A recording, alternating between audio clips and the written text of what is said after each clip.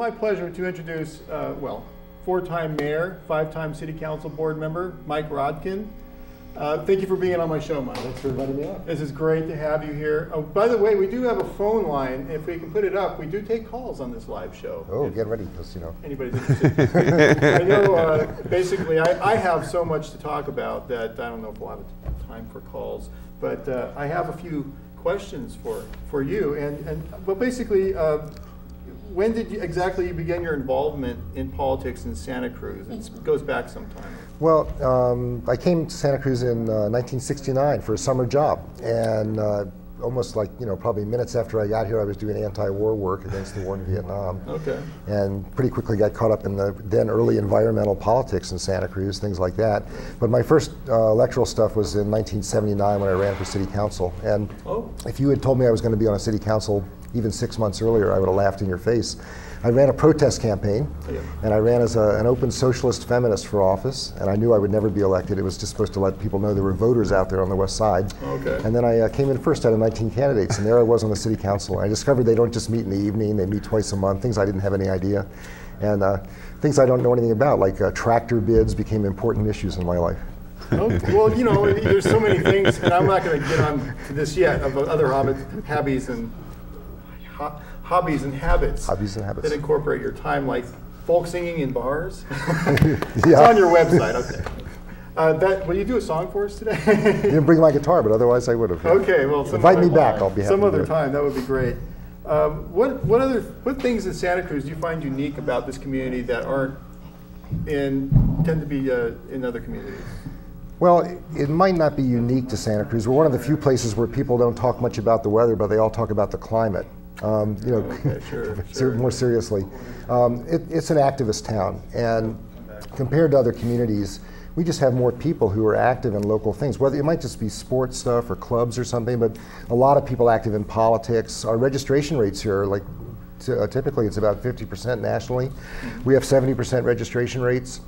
Typically, only 50% of the registered voters show up to vote, and we have about 70 or 75% turnouts typically in our local elections. So people here care about the community, they're active, and it makes a difference. It means that, for example, you don't win local elections here based mainly on media stuff. It's primarily word of mouth. It's a small community. People know each other and have recommendations from friends and stuff. So it's a town where people think about politics, are active in it, and I don't see my job on the city council as sort of deciding for everybody what's best for Santa Cruz.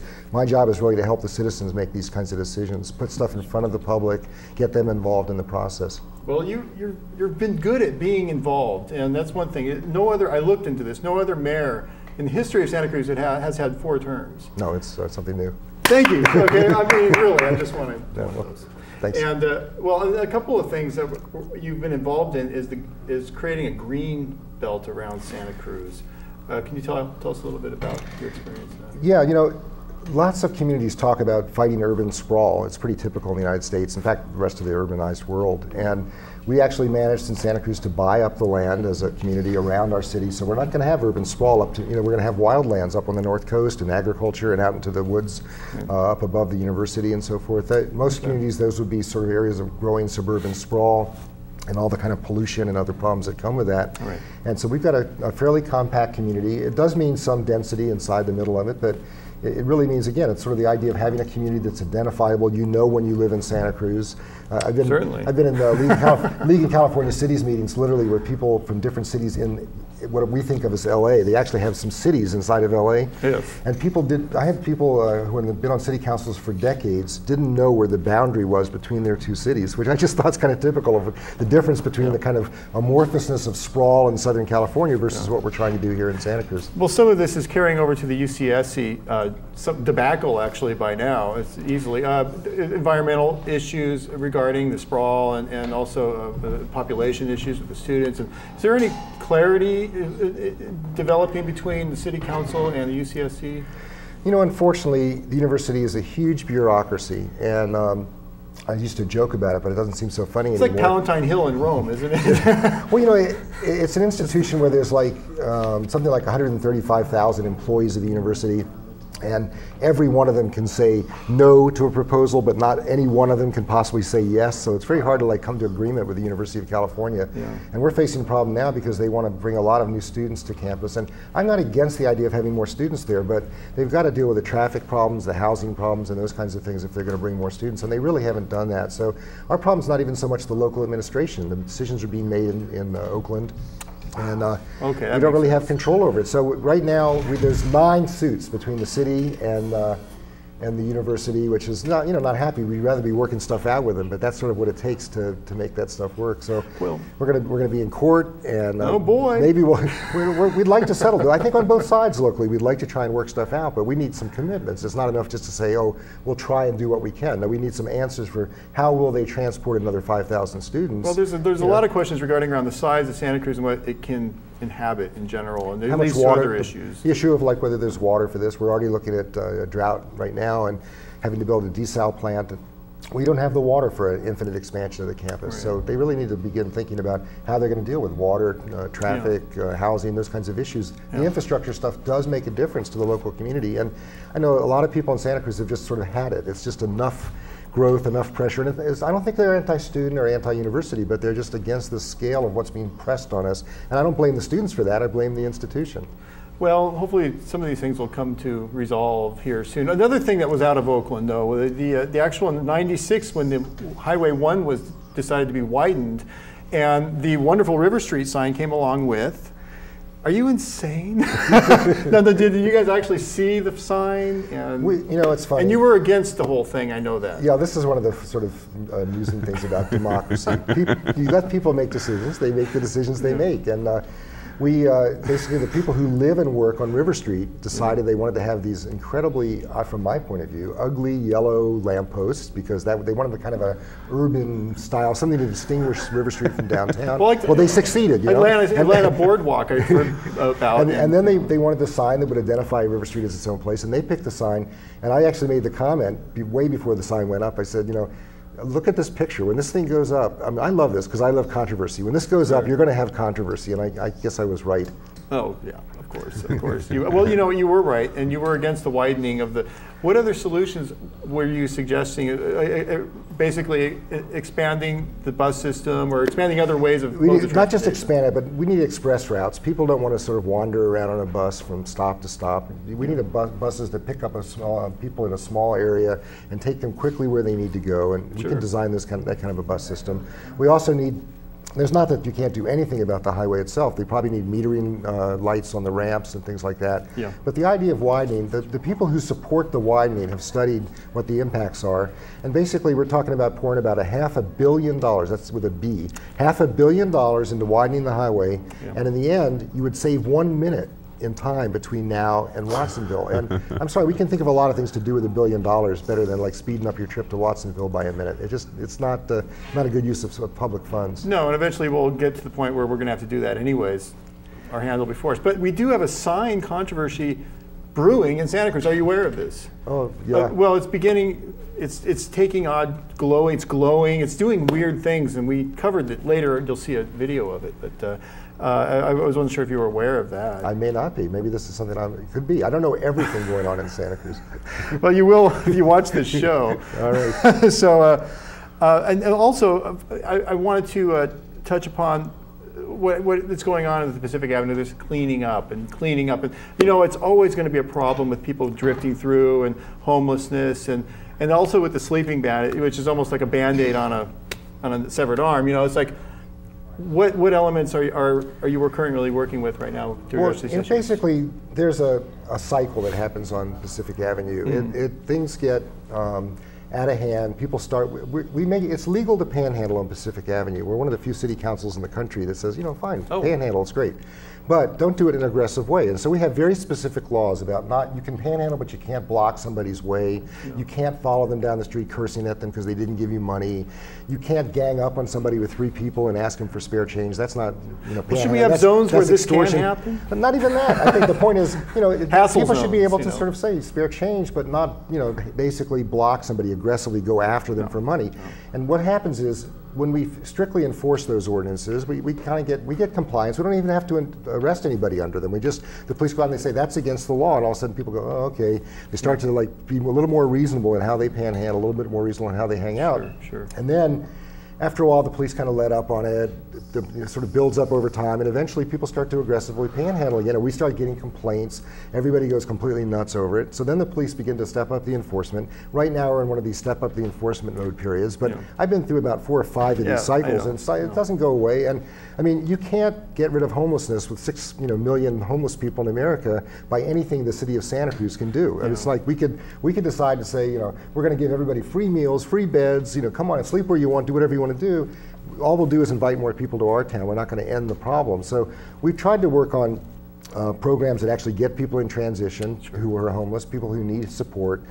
We've got several different shelters, family shelters. There's a shelter program in the Paige Smith House where people get job counseling and training. There's drug and alcohol counseling programs.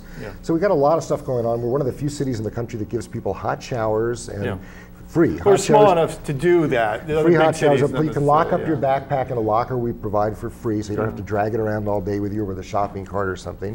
And so we're trying to do stuff that makes it possible for homeless people to get out of homelessness, to come up with an alternative that will put them back into sort of supporting themselves in some way. And that's as much as we can do, but we're not going to end homelessness through that process, because if the word got out that there's free showers, and if, for example, we were to announce, hey, you can come and sleep on our streets wherever you like, I know that we would double, triple the number of homeless people in our town, and we're a small community. We can't afford to become the homeless center of America. Well, I like, and when you have a question, you get the mic. Microphone. Use the mic. Yeah, use the mic. Remarking when he said he's right, overnight, it would double overnight if you were to put that proposition up. In 1998, some members of the city council, I was on the council, I didn't vote for this, but 4 members of the council voted to make it legal for people to sleep in our industrial zones. They thought, well, that won't bother anybody, right? And it takes 2 readings to make a law in Santa Cruz. You announce you're going to pass it, and then 2 weeks later you actually do it. The next day, before it actually became a law, there were like 300 new people in Santa Cruz, in cars and motorhomes and everything else, camping all over Santa Cruz, because the word had gotten out, it was okay to come to Santa Cruz and sleep outdoors in your car. So there's a good example of it's not just theory, that if in fact you make it legal for people to sleep outdoors. And again, we're not out there looking for homeless people. The police are not hunting them down. It's a complaint basis enforcement. If somebody calls up and says, hey, there's a guy sleeping on my lawn, the police will come out and tell the person to move. Well, even though it's more symbolic than not, the big controversy has been no sleeping in Santa Cruz thing, and it's basically symbolic more than it is real. But it's still, it's an odd situation, and is there anything that's developing with that, or is that going to stick around? Well, I think we're going to keep that ordinance in place, because again, really, this is not an exaggeration. There is no city in the United States of America that lets people sleep outdoors. Right. There are parks. But do they have it on the books as such? No, but the point is, you could either leave it to individual police officers' discretion, which I don't think is a very good idea. They decide if they're going to run you out of town or not. Or you have a law that says this is the way the law works. And if you enforce it on a complaint basis, which is what we have, if somebody's being bothered by the sleeping, the police will come and respond to it. If nobody's complaining, there's people sleep on my street in a van. They're there for a week or 2. So if they don't make trouble, if they don't leave trash on the lawns and stuff, everybody leaves them alone. At some point, you get someone to sleep out on my street, and they'll take a dump on the lawn, or they'll leave trash on the lawn or something. Well, then somebody will call the cops, and somebody will come move them away. And so it really is. There's about 1,500 to 2,000 homeless people in Santa Cruz, and we have an average of 1 citation a night. There's 1,500 people and 1 citation a night. So if we were hunting down, that one person's pretty bad.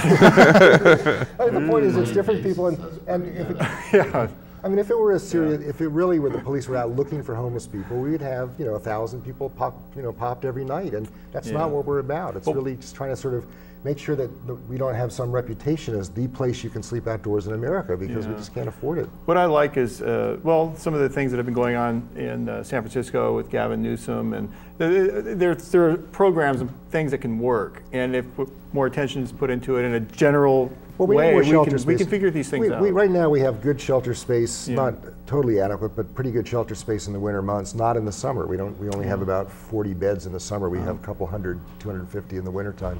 So we need more summertime shelter spaces. The churches provide shelter for people in several churches in the wintertime, but they get kind of what's called compassion fatigue or something. They get sort of tired of doing it, so in the summer they lay off. They don't provide any beds. Right.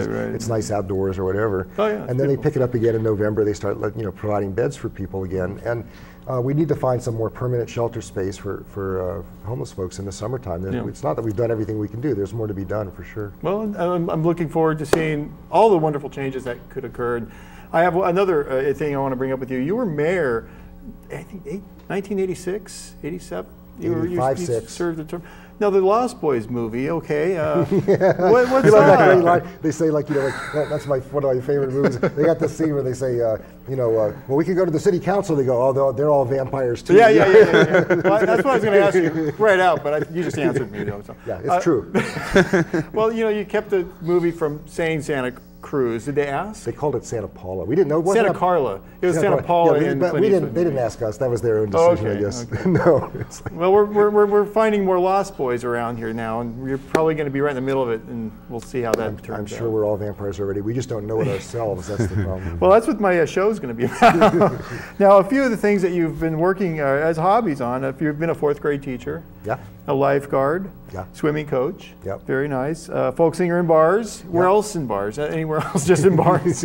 No, at Pacific Avenue one day. Okay, good. Not enough to make a living, but I was out there. I tried it out one day. No, I tried it, and unless you know covers, you're not going to. And I already asked if you do a song, and we don't have a guitar that you can use. But no, next show I'd be happy to play something. Well, that'd be great to have you on again. Sure. Is there anything else you'd like to say to the Santa Cruz audience while you're here? I just, basically, I appreciate living in a town where the citizens are as involved as they are, and they should hold the city council's feet to the fire, my own included.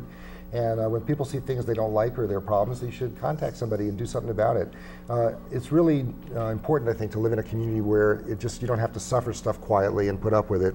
If something's going wrong that you don't like or you want to change something, people should contact the city council and let us know.